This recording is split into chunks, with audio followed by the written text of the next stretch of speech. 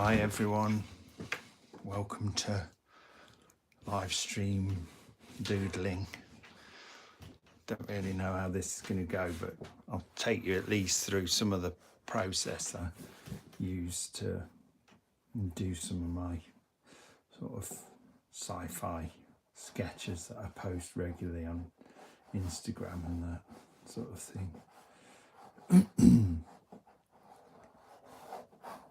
So do like some kind of space. Been watching The Mandalorian with my son, so maybe something a little bit sort of from that universe, or influenced by that at least. So I normally start with a bit of a lot of loose sort of scribbly lines, trying to get, I'm not so, confident as to just go straight in with the brush pen every time. Sometimes I find I come up with something a bit more interesting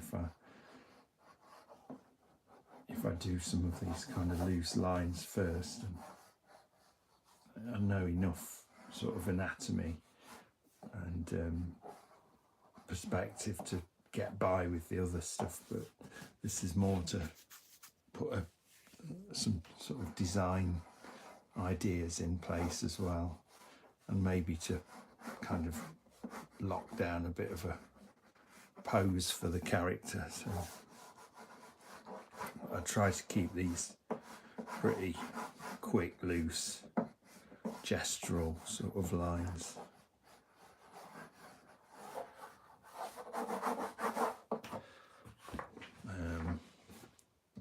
And often I'll kind of take them away like that and leave a few in, go back and kind of rejig things.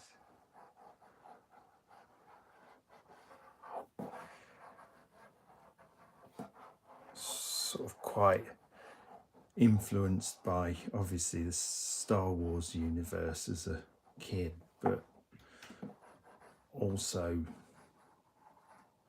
things like Akira, which were quite one of the first sort of big manga influences that I came across, and that sort of sparked an interest in the more Eastern style of design, really. Not so much in their approach to drawing, but in their design aesthetic.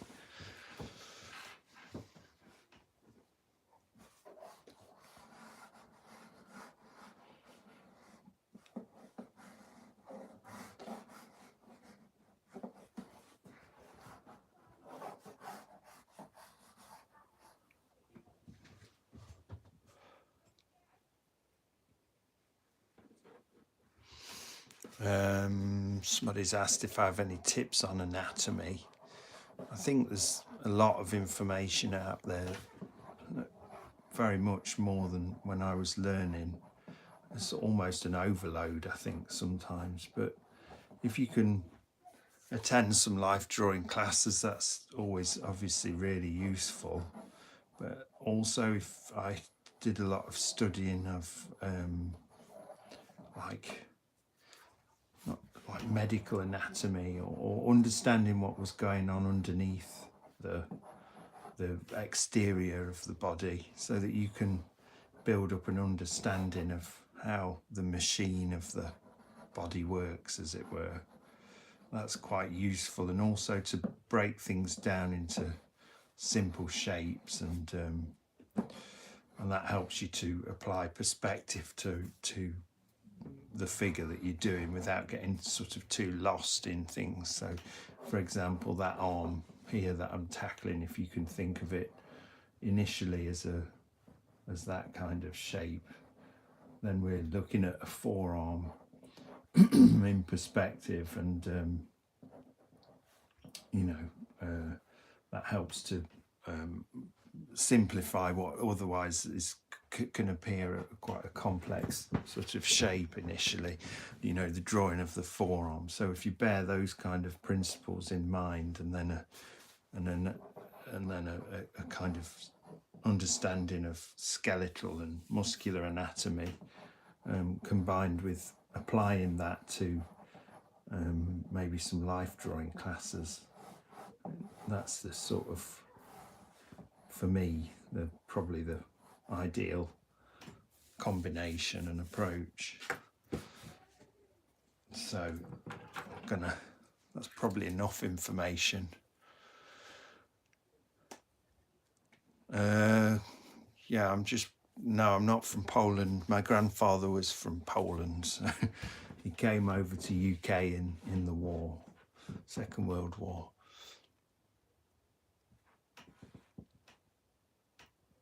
Okay, so just going to go in with this is a Pentel brush pen, fine, just black. And I try and learn to, it took me a long time to sort of get to grips with this as a tool, but I've tried to learn to keep it quite loose and hold it a bit like I would hold a pencil, so I'm not sort of gripping it really tight and at the front there. I try and keep some looseness in it, and maybe rest. At the moment I'm resting my elbow on the table, so I've got a good range of movement from the elbow rather than just from fingers and wrists. So that's the sort of approach I'd use.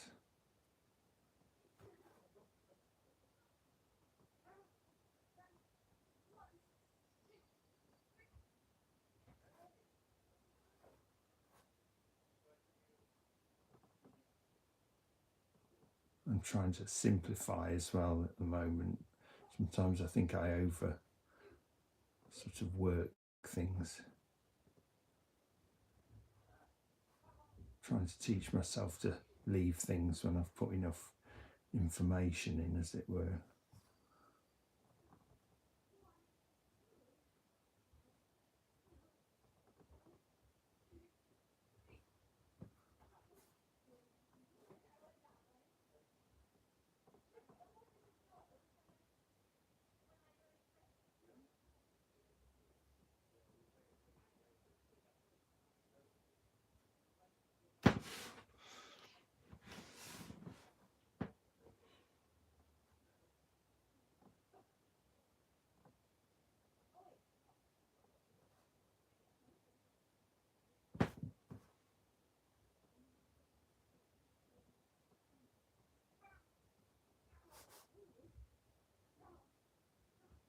I'm trying to really also look at things like contour lines that I think are really important. So, you know, areas here like the chin, if you can just overlap there a little, you can sort of indicate the 3D-ness of the character.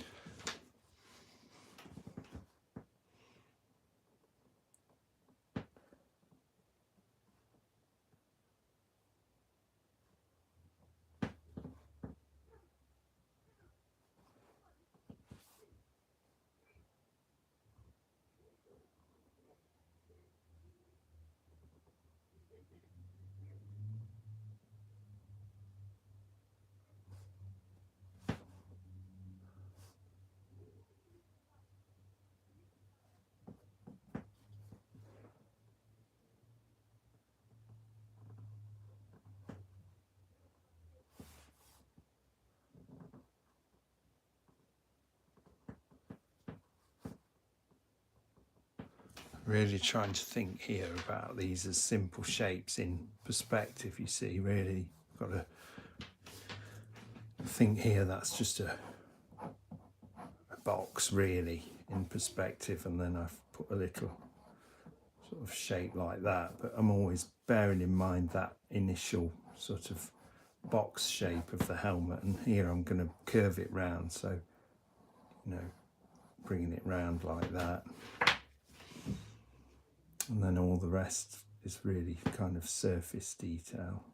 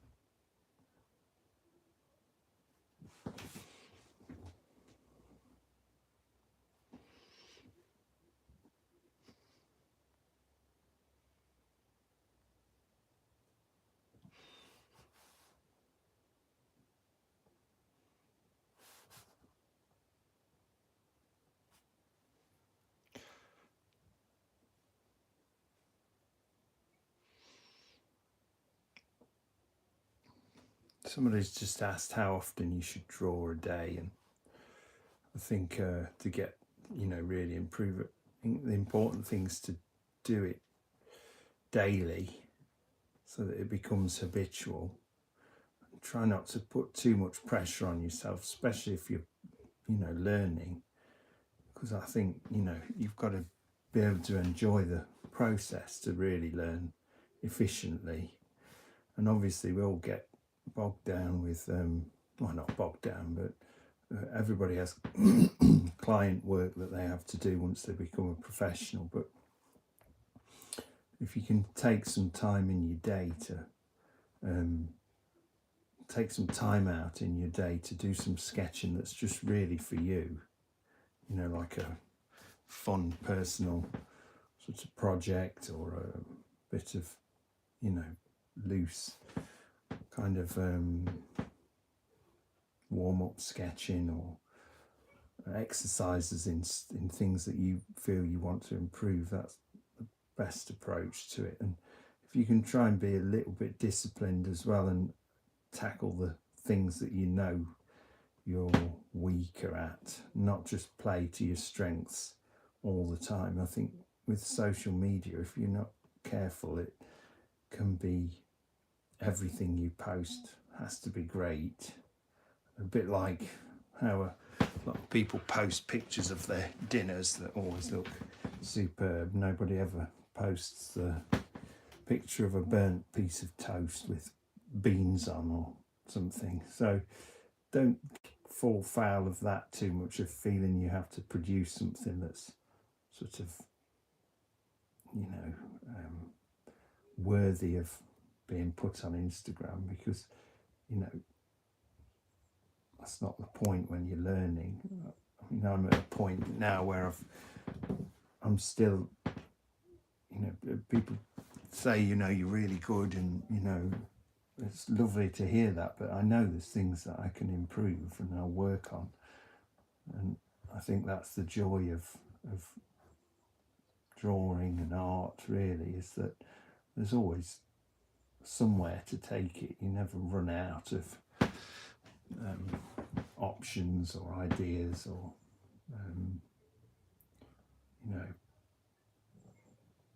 media that you want to try, or subject matter that you want to tackle, or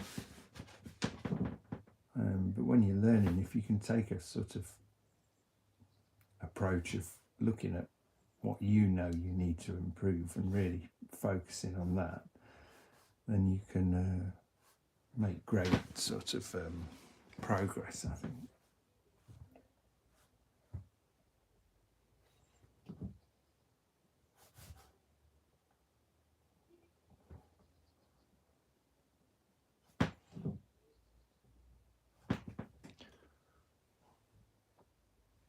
Someone's asked why I stopped working for Games Workshop. Well, I'd been there for 7 years, and I was never a gamer, as it were. I didn't play their games. I mean, I loved the imagery, but I didn't have a love of the actual game, as it were, the game system that they created. And I also felt I'd sort of done my time there. I'd learned a lot and met some amazing artists, and really, you know, improved greatly in a pretty short time. But really, it was time to sort of move on and start to have a bit more beholden to them, as it were. You know, it's their product and you're producing images for them. You can do that as a freelancer, and you do that as a freelancer, but you're also given the freedom to pick and choose your projects a little more, or I also found art directors really wanted me to take my approach towards their products once I left, whereas at Games Workshop you were definitely sort of kept to a house style, albeit one that we'd developed ourselves, and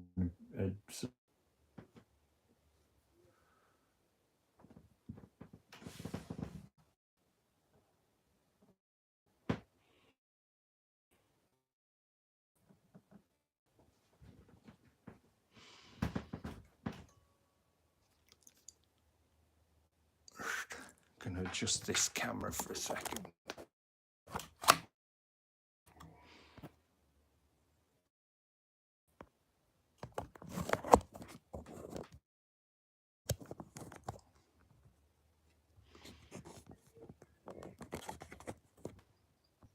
There we go.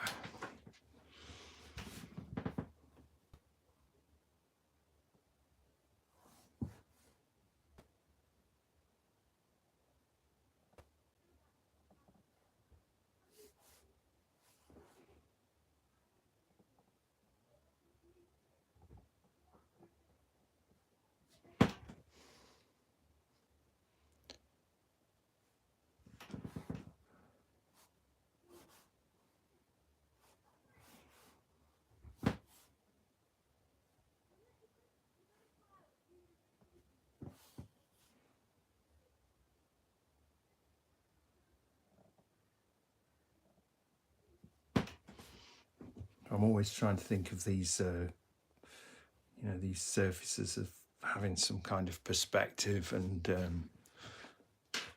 you know, really paying attention to those curves, but also making sure they all relate to each other. So I'm always trying to sit a little further back from the drawing board so that I'm not kind of getting sucked in and focusing on one area too much.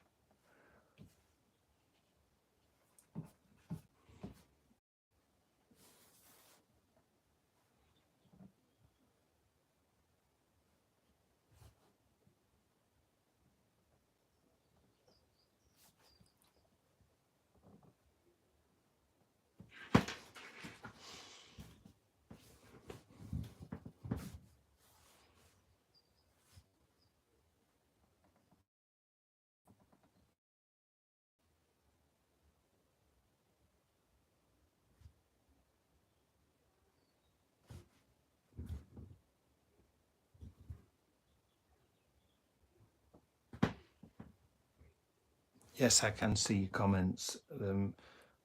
Someone's just asked, just on the camera in front of my drawing, I have to keep having a look. So I will miss them occasionally, but I'm trying to check in. Prints, probably not going to be part of the new.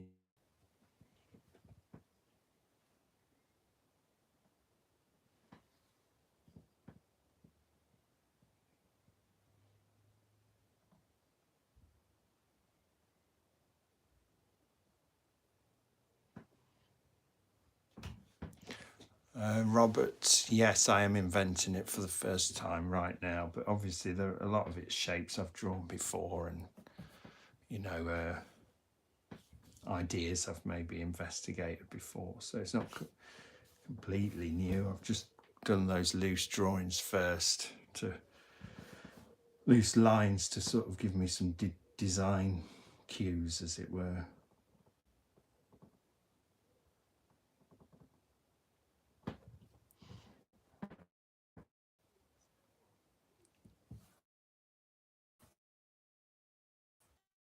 Apologies for the buffering.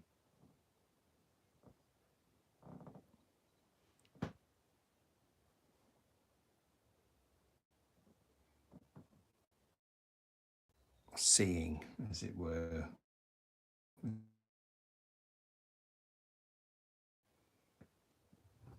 What you're told they are.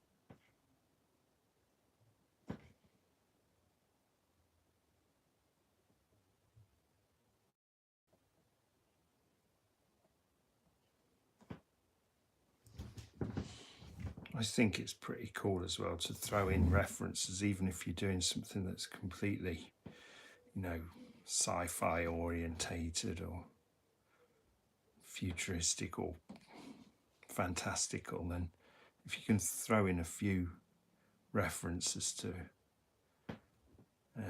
existing design, then it can really help make stuff look a bit more believable.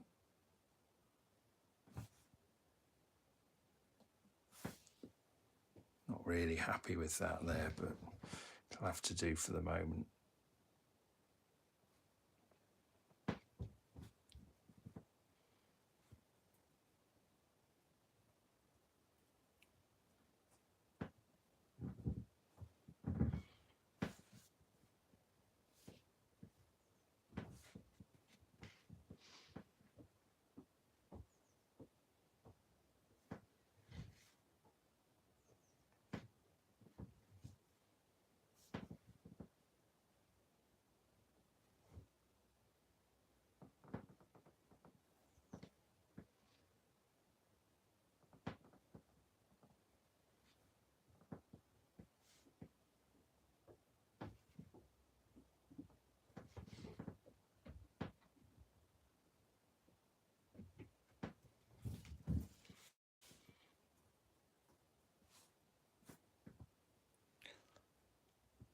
Apologies for the quality if it's not very good. I'm in the studio at the end of my garden as we're doing some work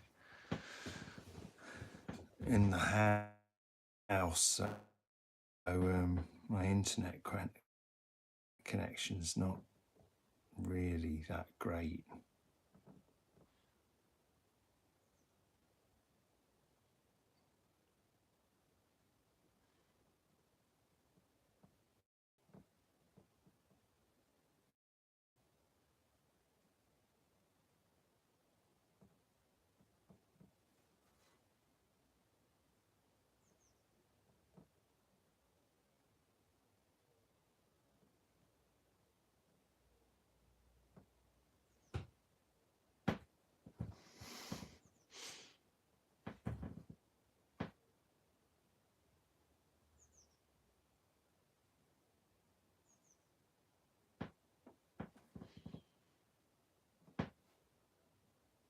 somebody's mentioned the drawing with both hands. It's not really drawing with both hands. I can use both hands, but really I'm left-handed predominantly, and I'm using that technique when I'm blending with water, these brush pens. So really it's more like kind of smudging. Really, it's not super accurate. I've got enough control to do what I need to do, but it's not like I'm completely ambidextrous.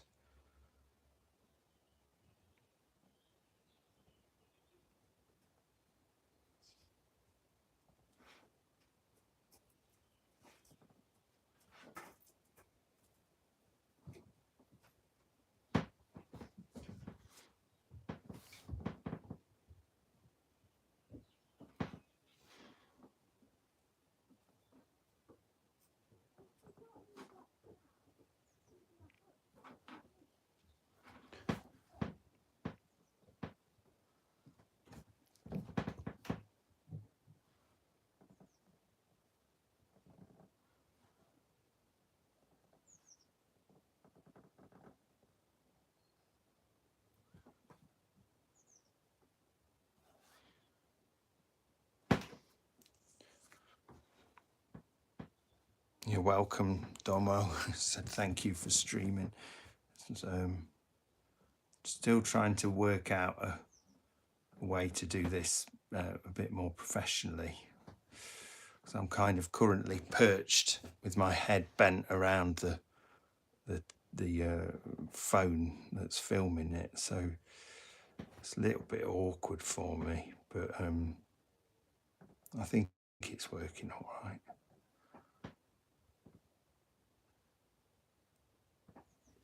Somebody's seen the droid here. Maybe if I have time, I could put one in.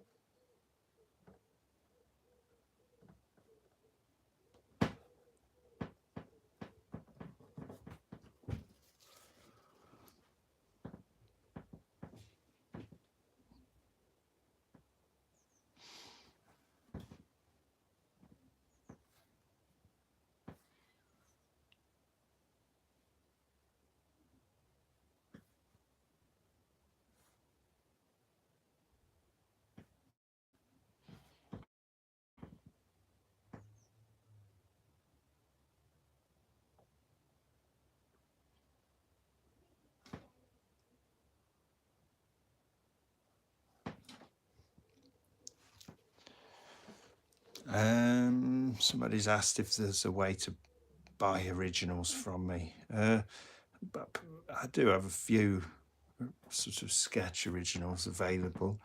Probably best to just send me a message on my Instagram or through my website, which is just carlkopinski.com, where there's books and prints and various bits available. But I'm a bit of a hoarder. I tend not to sell stuff that often.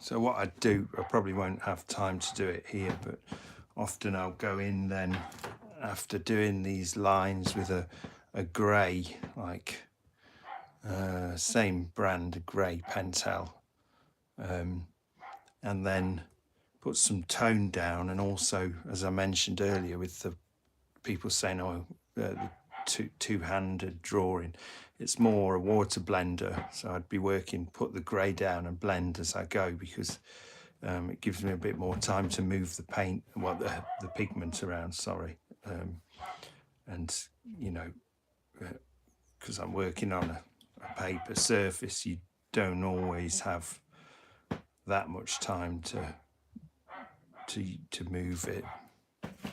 Yeah, that's my neighbour's dog, sorry.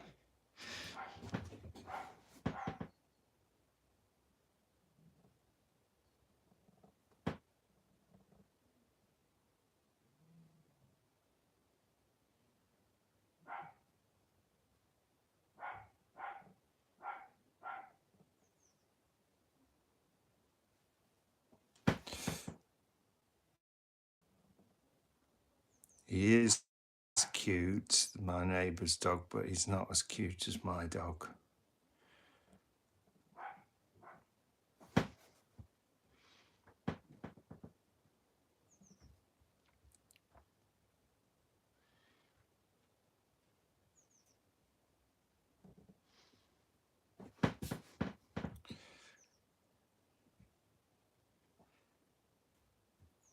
Yes, somebody's just pointed out, please do like this video and share it. I'm trying to sort of get things moving a bit with my YouTube channel a little more, because it seems the best place to put video content, as it were.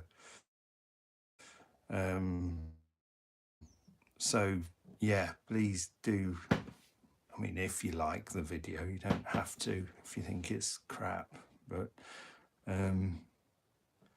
be great if you could like it and share it and let people know that I'm on here doing this.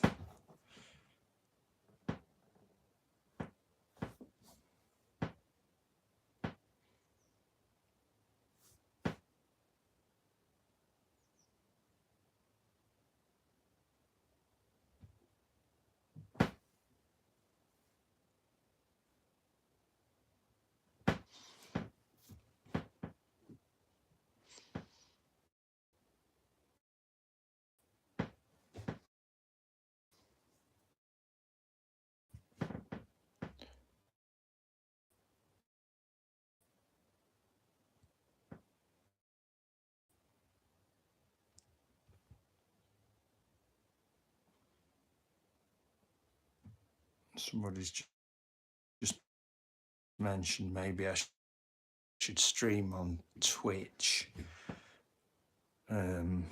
Yes, I probably should. I mean, at the moment, it's just me running this. I don't have a team behind me. My wife very kindly helps out, and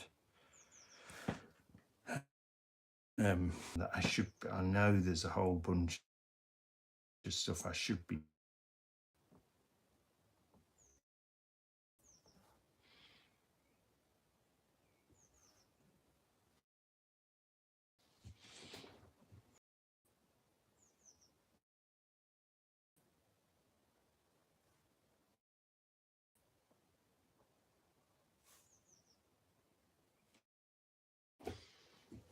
here, and I'm trying to build a sort of armor piece around that, as it were.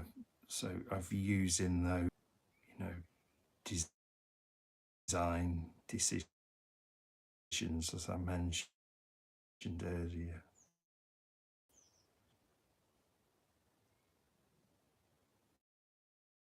Really hope my voice isn't too monotonous and boring for you. It's slowly sending me to sleep.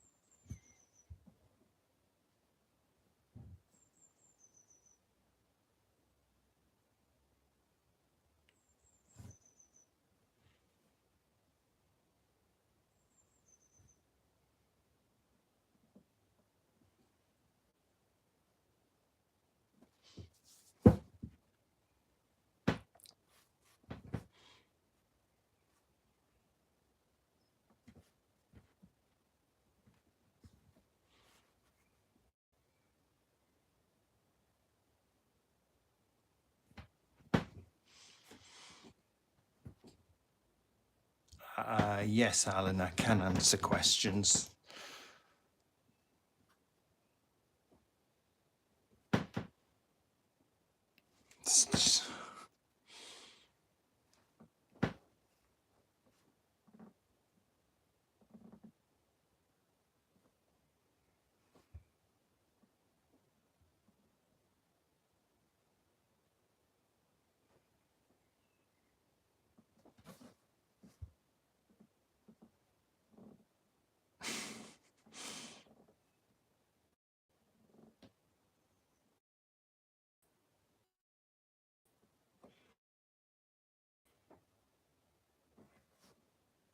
So I'm just thinking about sort of more organic lines here because, you know, underneath the whole costume, as it were. So I'm trying to do some more slightly organic lines here. So Alan said problems with realistic sketching and proportions. I think you've got to,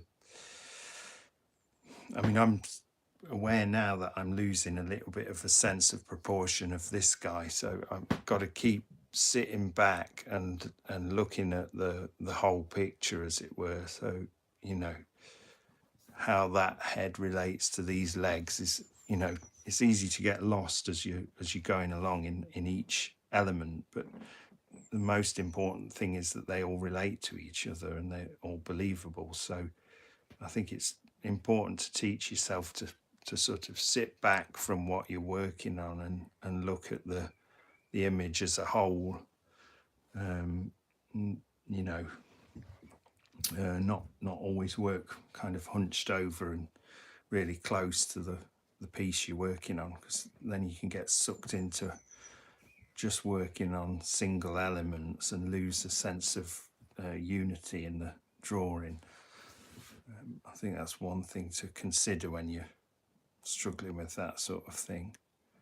And if you're struggling with realism and things like that, then for me, it's I don't think people should be too obsessed with sketching without reference, because obviously everybody has sketched with reference who's good at it now. So all the guys who are good at working without reference have at some point learnt this stuff by working from reference. So don't stress too much if you're young or starting out as an artist and you can't draw without reference immediately. You know, I worked from reference an awful lot when I began. And it's only over time that you sort of expand that visual library and understand things as you go along, and then it can become something a bit more instinctive and habitual. But there's definitely a process at the beginning of learning from reality or from elements of you trying to portray.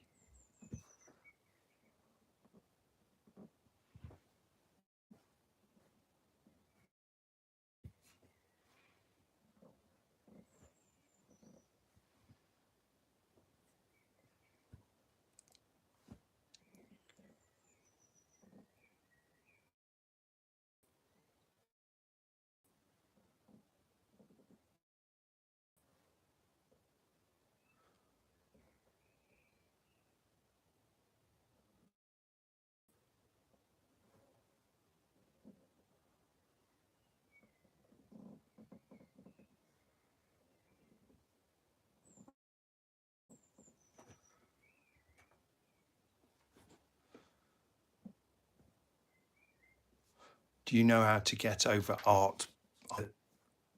Every artist suffers from it, and I know that sometimes you just have to work your way through it. I know that there's times when I feel I'm not developing as fast as I may want to, or I'm not learning the things that I want to learn quick enough, and I become frustrated. But I think you have to understand that the process of working through that is actually the process of learning.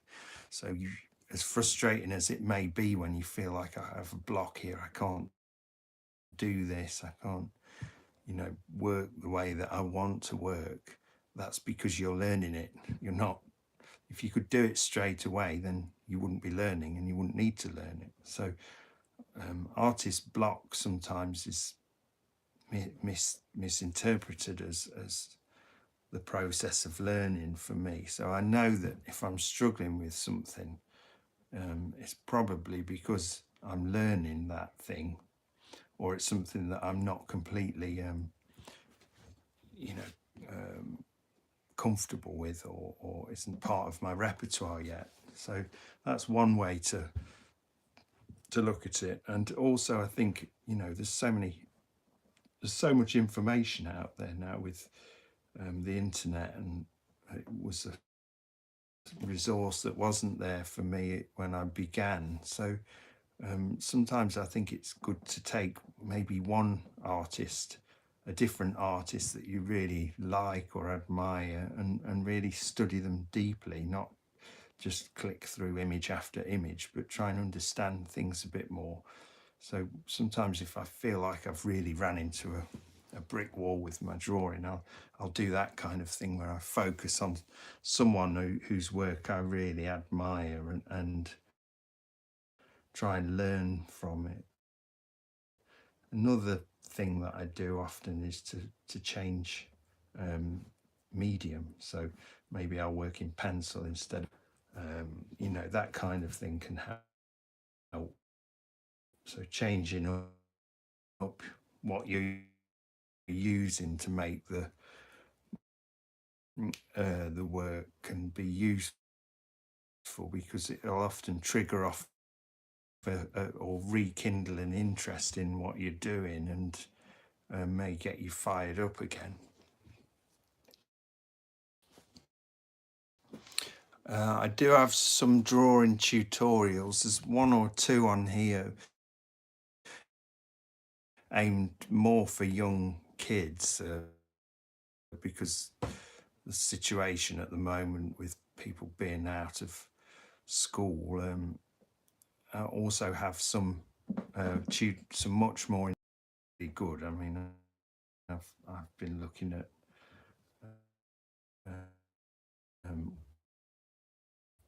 one or two of them just yesterday that were really inspiring. There's a great Miss Jisoo as well, if any.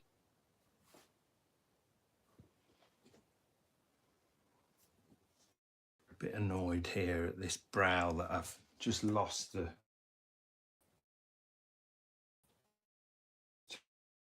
top of his brow a bit.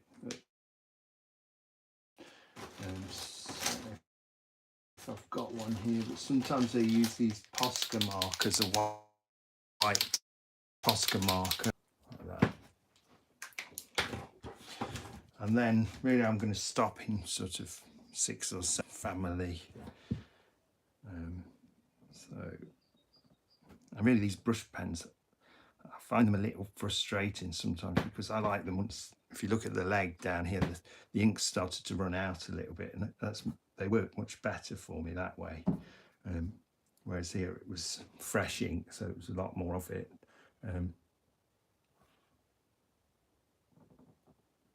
But I'll just quickly run through how I approach this grey technique. So I take the grey pen and a water blender,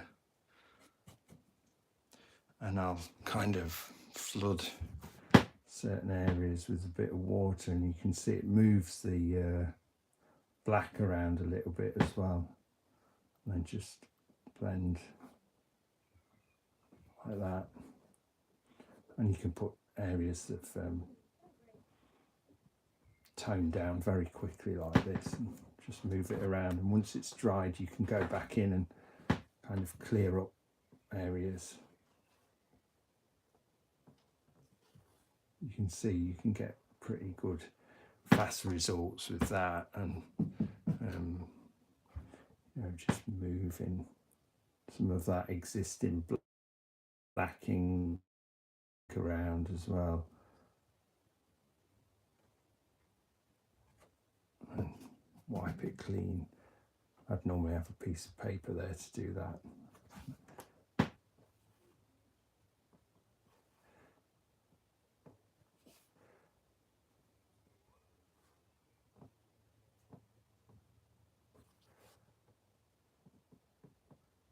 I quite like this technique because you can get some pretty watercolorish effects happening, but a lot of it's down to the paper you use, and if it's too absorbent, then you don't have time to kind of move it around. And also if you're not quick enough, you know, the ink will be sucked up by the paper and you can't really do anything with it. So it's about working quite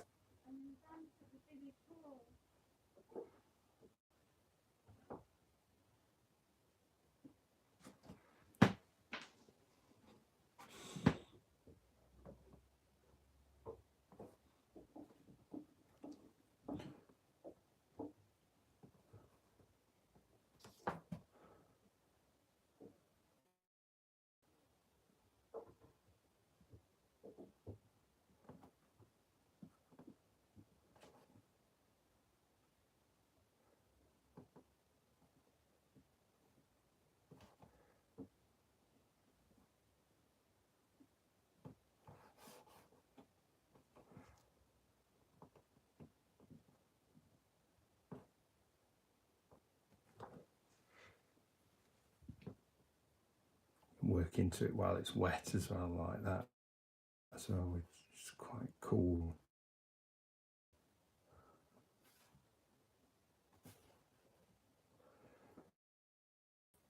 So there you go. I'll probably work this up a bit more, maybe post the image on my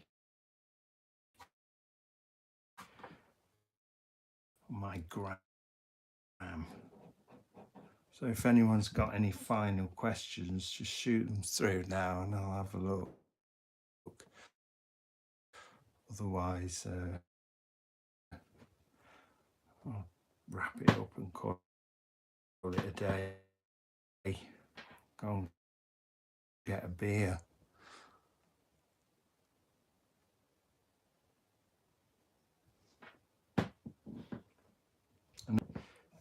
With what you're working with, working from kind of more academic stuff is a really good way to learn. If you look at the guys like Kim Jung-gi, you know, they do a very strict system of teaching, which I think gives them a lot of really good fundamentals.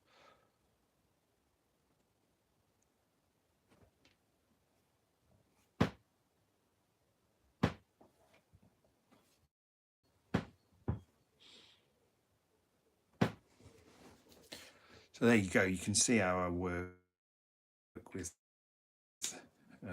just to recap anyone who's missed it. So I'm using,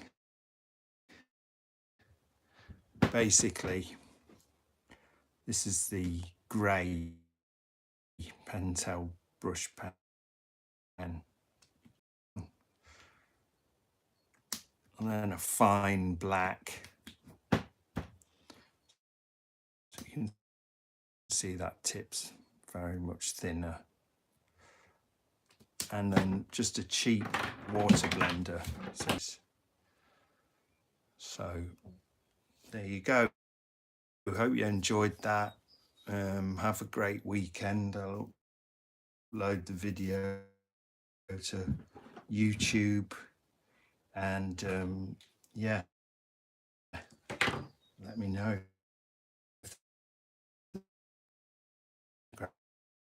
To let everybody know. Take care.